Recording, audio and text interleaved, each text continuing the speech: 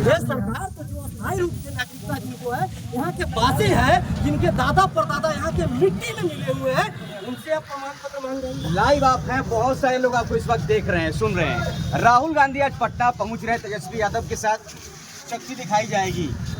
2025 का जो चुनाव है उसमें कहीं ना कहीं वोटर लिस्ट वेरिफिकेशन जिस तरीके से विपक्ष ने कराने की सरकार ने कराने की योजना बनाई, उसको लेकर सवाल आप लोग उठा रहे हैं। तो गांव में स्थिति बनी है इसके बाद कि आधार कार्ड नहीं चल रहा है, जाति आवासीय जो एक मसला है कि बुद्धिजीवी वर्ग तो अपना कागज पत्र बनवा के रखता है, लेकिन चुनाव में आप पिछले लोकसभा चुनाव में जिस वोट के आधार पर आपकी सरकार बनती है 2025 में, वही मतदाता सूची है तो 25 में खारिज की जा रही है। देखिए, ये मैंने कहा ना, ये लोग बहुत छोटी हरकत इन लोगों ने कर दिया। ये बड़ा चीजों पे अटैक किया है छोटी मिसाइल से इन लोगों ने। ये मैं कहूँगा ये भारतीय जनता पार्टी के छोटा मिसाइल इलेक्शन कमीशन है। इसलिए है क्योंकि आप ही ने कहा जो चुनाव पूर्व के मतदाता सूची के आधार पर लोकसभा का चुनाव हुआ, उसी मतदाता सूची के आधार पर बिहार विधानसभा का चुनाव क्यों नहीं हो सकता? ये इसलिए नहीं हो सकता क्योंकि ई वोटर सर्वे में पूरे बिहार ने तेजस्वी यादव को मैंडेट दिया है। पूरे बिहार ने ये माना है जब मुख्यमंत्री के लायक पूरे बिहार में अगर कोई है तो वो तेजस्वी यादव है। इतना ही नहीं, उनके जितने एजेंसियां हैं, आईबी हो, उनके जितना खुफिया एजेंसी है, सबने स्पष्ट रूप से डबल इंजन के सरकार को कह दिया इस बार बिहार में महागठबंधन की सरकार बनने जा रही है। इसी डर से आनन फानन में इन लोगों ने मतदाता सूची में पुनः निरीक्षण के नाम पे जो ये नोटिफिकेशन जारी कराया है इलेक्शन कमीशन के माध्यम से, ये लोग समझ रहे हैं कि 15 से 20% मतदाता कम हो जाएंगे। कम होंगे कौन मतदाता? और जो जागरूक नहीं है, जो गरीब है, जो कम पढ़े लिखे हैं, जो अपने रोजी रोजगार में बिहार से बाहर गए हुए हैं,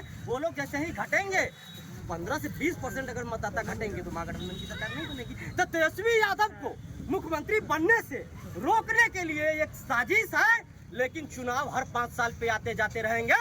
सरकार बने या बिगड़े उससे इस बार हम लोगों को मतलब नहीं है।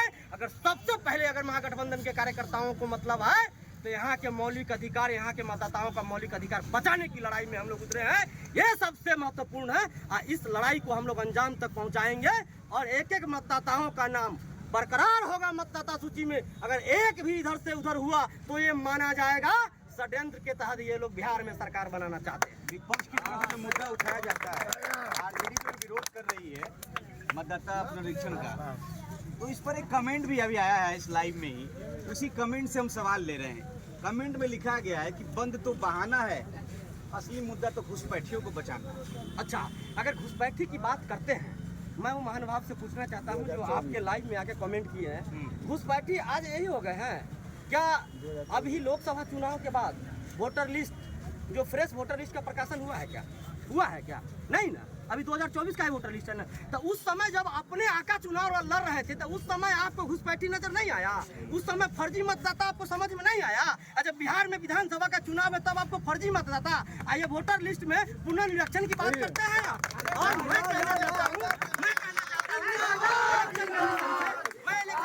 कहना चाहता हूं, आप इतना ही निष्पक्ष है तो आप कराइए ना पुनर्निरीक्षण। एक निश्चित अवधि दीजिए बिहार की जनसंख्या के हिसाब से, और बिहार विधानसभा के चुनाव हिम्मत है तो कराइए। आप बिहार विधानसभा के चुनाव से पहले क्यों? अगर पहले कराना चाहते हैं तो बिहार से जितना एमपी जीत के गए हैं उनकी सदस्यता को खारिज करिए और पुनः लोकसभा विधानसभा का चुनाव स्टार्ट करें।